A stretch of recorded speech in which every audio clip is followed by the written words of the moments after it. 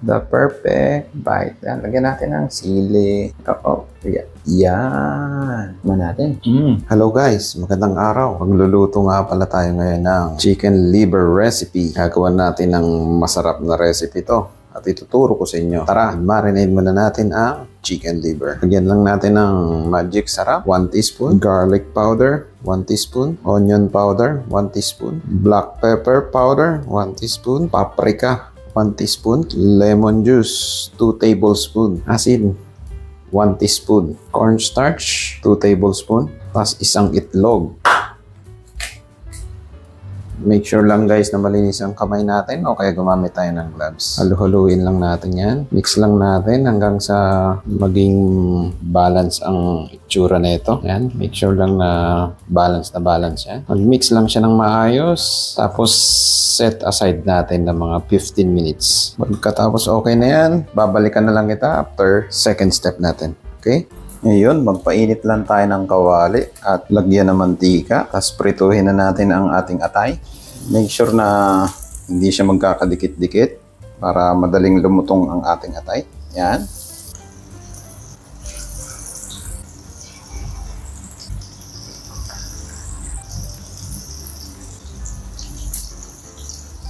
Prituhin lang natin siya hanggang lumutong yung kabilang side, saka natin babalik na rin.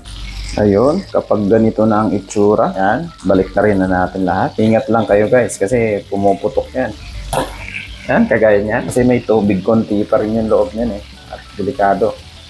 Baka kayo may talsikan sa mukha.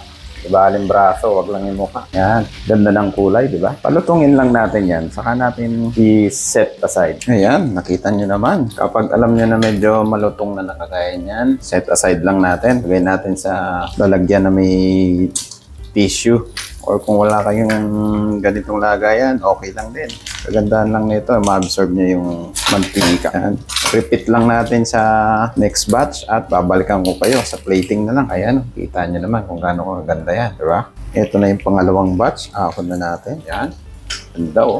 After na ito, tikiman na ulit. Ayan oh. At ito na nga ang inaantay ng lahat. Siyempre, ang tikiman time. Ayan, naglagay lang ako ng simpleng sausawan. Suka, sibuyas, sili, at bawang. Yan ang pinakasimple sa sausawan natin. At ayan oh, kita nyo naman, di ba? Oh, siyempre, titikman natin yan. The perfect bite. Yan, lagyan natin ng sili. Yan. Tikman natin.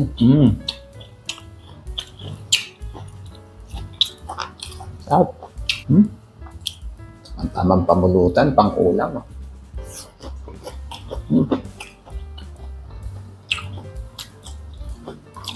Sili.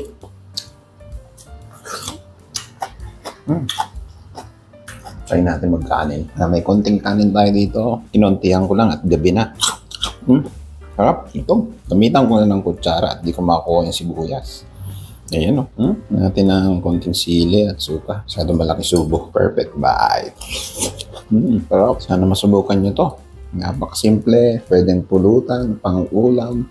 Snacks, pwede rin. Pampika-pika. Kapartneran mo ng malamig na drinks. Ayan. Sana makadalaw kayo sa channel ko para makapanood pa kayo ng mga ganitong videos. Ayun pang iniintay nyo. Mag-subscribe at mag-follow na sa akin. Kaya, cheers! Maraming salamat.